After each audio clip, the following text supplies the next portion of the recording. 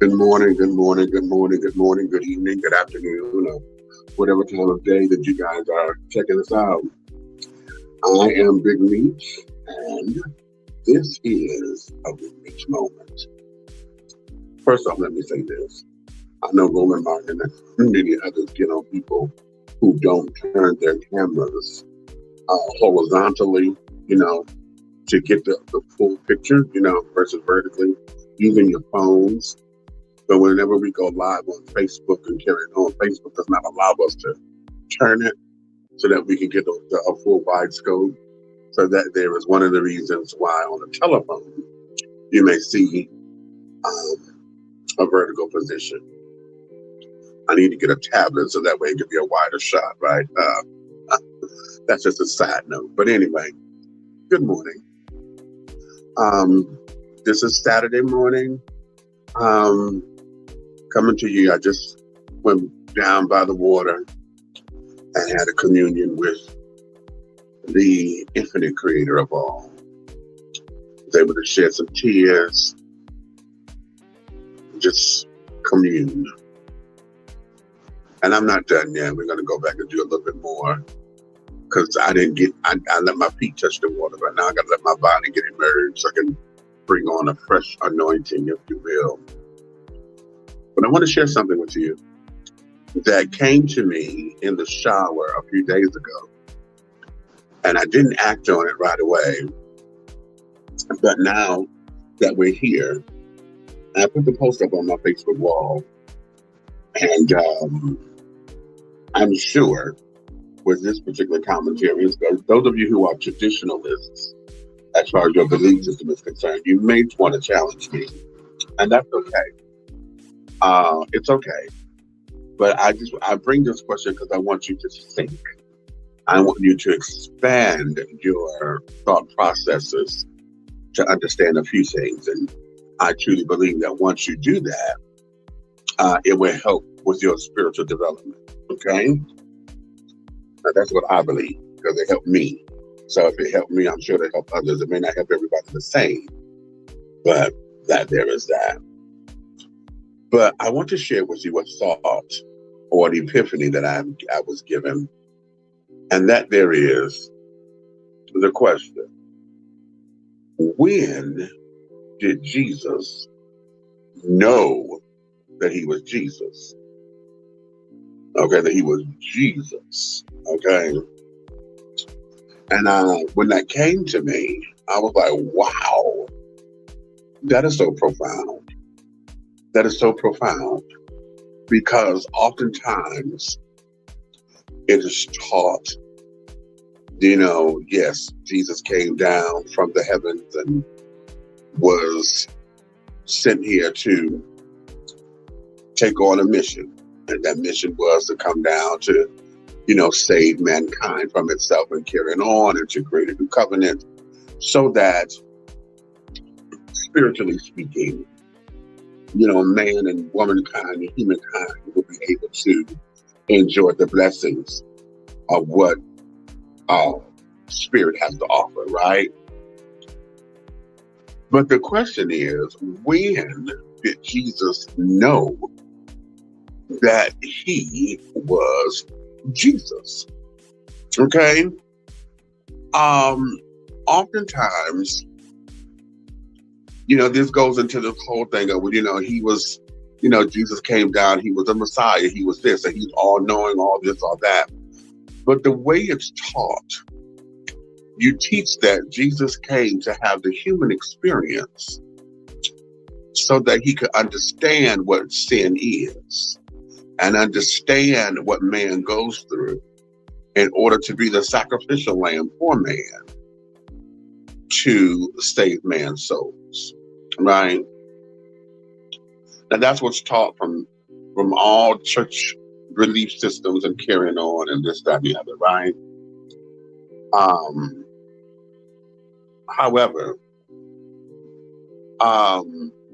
here's something to consider.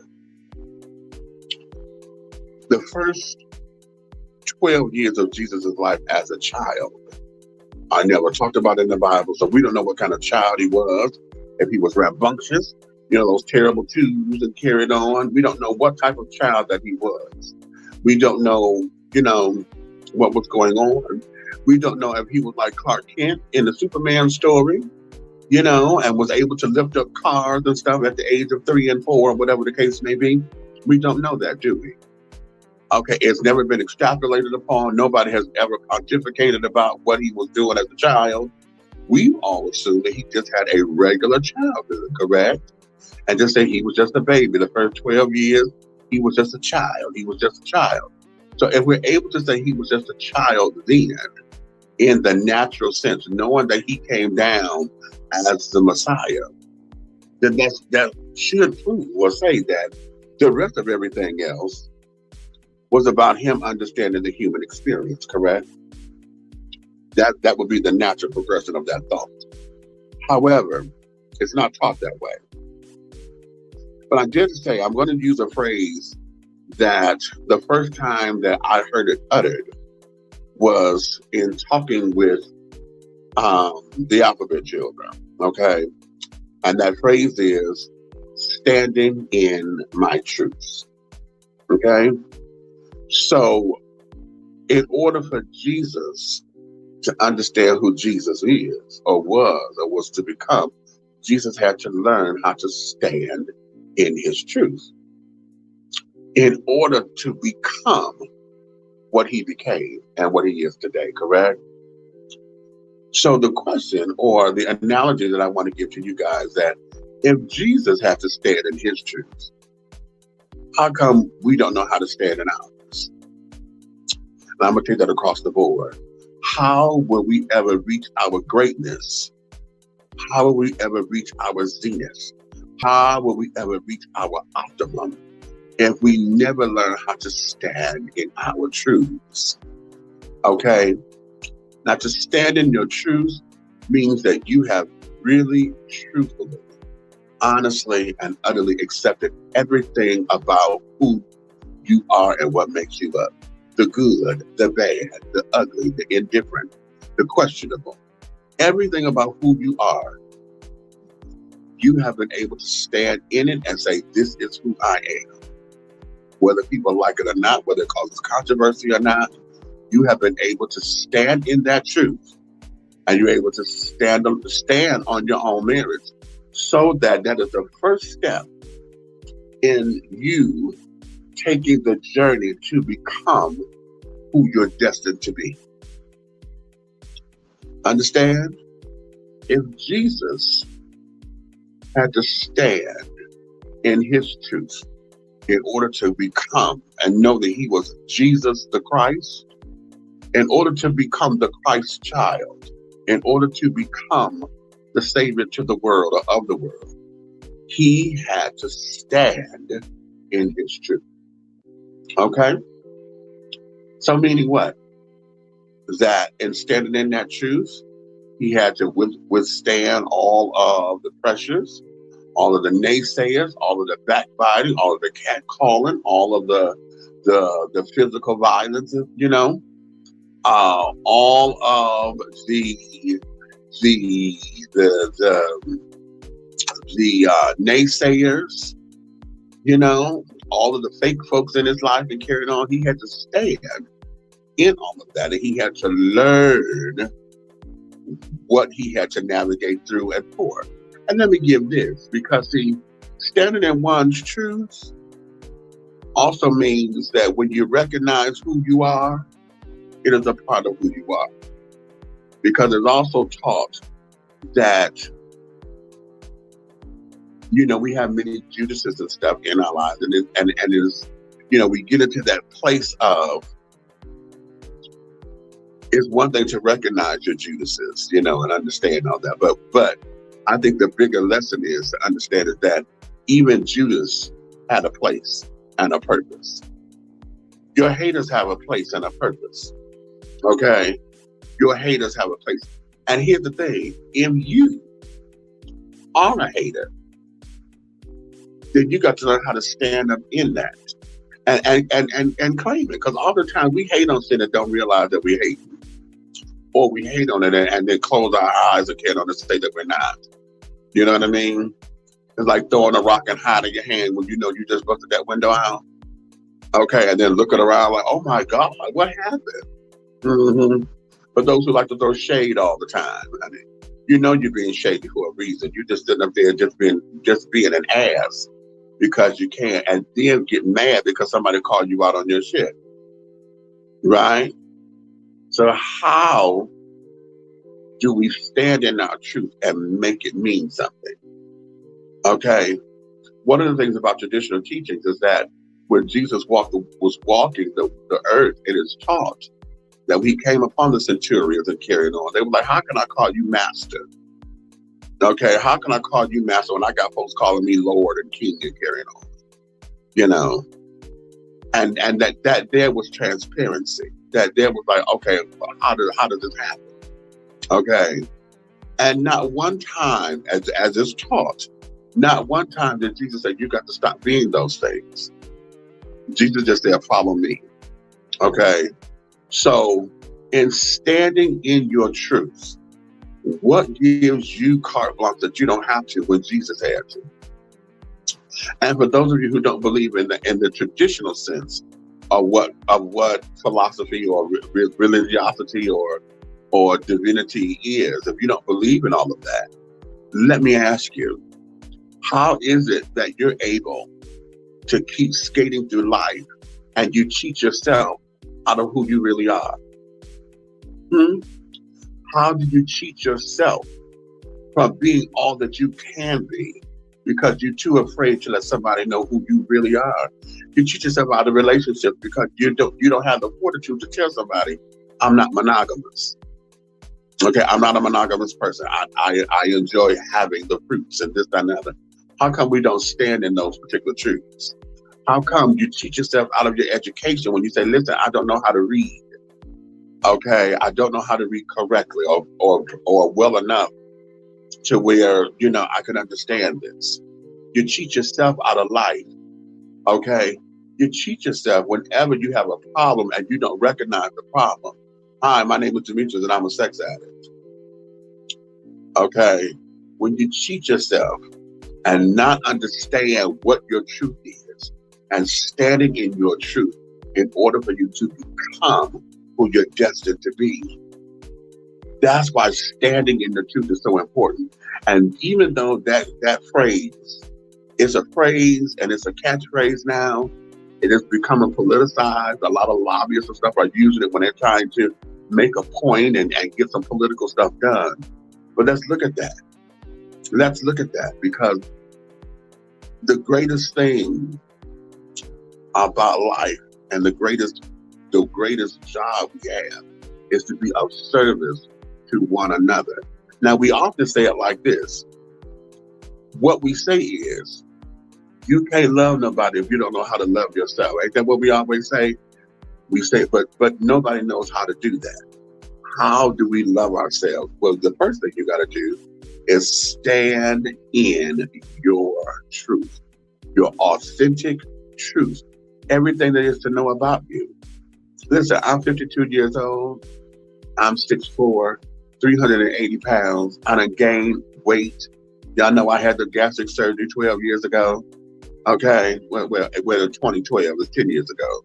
So I haven't gained all the way back. I've gained a lot of it, okay, but not all of it, thank God. But I've got to get, in order to reach my zenith, I have to stand in my truth. Hell, I need Jim to work badly. I see I ain't got no goddamn grill. Okay, I got a big ass nose. Okay, I have other health problems that prevents other things from happening. You know what I'm saying? So we have to learn how to stand in that truth, and we have to learn how not to be embarrassed by what our truth is. If you are embarrassed by who you are, that's the energy that you give the world to resonate. That's the energy that comes back. That's the energy that gets mirrored. So how can you be embarrassed about your stuff when this is your life? Listen, I said this at Big Boy Pride. This is the one body that I got. This is the only thing I got right now. I can't trade it in. Okay, it's not like I could go back to the factory and be like, give me, upgrade the model. You know what I'm saying? It's not like a car. Now, if I had the insurance to carry on, I could probably do a couple of things. But this is the one body that I have, and I have to enjoy it where it is until we're able to do better, right? But if we do not stand in the truth of what it is, and we do not give ourselves permission to accept us in our totality, then nothing else matters. We will never get to the point where we become who we are destined to become. Does that make sense? If Jesus had to stand in Jesus' truth in order to know that he was Jesus, the Christ, you understand? It wasn't until he made the connections that he realized what his assignment was, right? It wasn't until he made the connections, right? Even Jesus went to go get baptized, okay? He went to go get baptized. He knew he was led to do that, okay? He followed his spirit. Spirit led him to John the Baptist, and he was baptized, and then he was able to go on the mission. You understand? Jesus had to stand in Jesus' truth to know who Jesus was and he is. You understand? So if Jesus had to stand in his truth, how come we're too afraid to stand in ours? Why are we afraid to stand in ours? And what can be done to remove that fear? If you ever want to reach your zenith in this world, if you ever want to make sure that you maximize your potential, okay? Or better yet, let me remove the word potential. If you want to maximize your talents, your gifts, your callings, if you want to maximize that, then you have to be willing and courageous enough to stand in your truth. Whatever that is. Whatever that is. Okay, whatever that is. Remember, you're taking the good and the bad and the ugly and the not so ugly and the not so good and the fabulous and the magnanimous and the doubtful and those things that you question. You're taking all of that is you. You're taking all of that is you. And you're going to stand in and say, this is who I am. Like it, love it, or leave it. Okay? And once you're able to do that, then you will start to see your course and your journey opening up. And you start to see the light down at the end of the tunnel that you got, but you still got to get to the tunnel. You understand? You see the light. Things will start to open up. Things will be brighter for you. Things will, you end up attracting the resources and things that you need to come to you.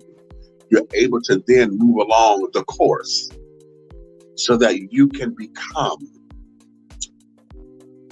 the epicenter of you, your best self on this side of creation. See, that's the part of the prayer that a lot of us, when we say the prayer, the Lord's Prayer, and it says, on earth as it is in heaven. Okay. Thy kingdom come on earth as it is in heaven. Okay. We forget the on earth part. All of us are so busy looking for heaven and trying to get to heaven that when we pray, we say we can have it here too. On earth as it is in heaven. How about that? We have the power to create heaven on earth, but we have to be in alignment. We have to be in alignment with our truths. And once you are in alignment with your truths, and here's the beautiful thing about it, you can then create your heaven on earth. Because see, your heaven will be different from my heaven. Now that's the word. Your heaven will be different from my heaven because of your journey that you take to get closer to what you call your higher self. Whatever you call your higher power. Be it God, Buddha, Jesus, Allah, okay? Whatever name that you decide. If you don't call it a name, you say your higher self. I'm getting to know me. I'm getting in tune with me. You know, if whatever that is, if you are on the path, the important part of this is learning how to stand in your truth, not wobble in it, not act as if you're unsure about who you are.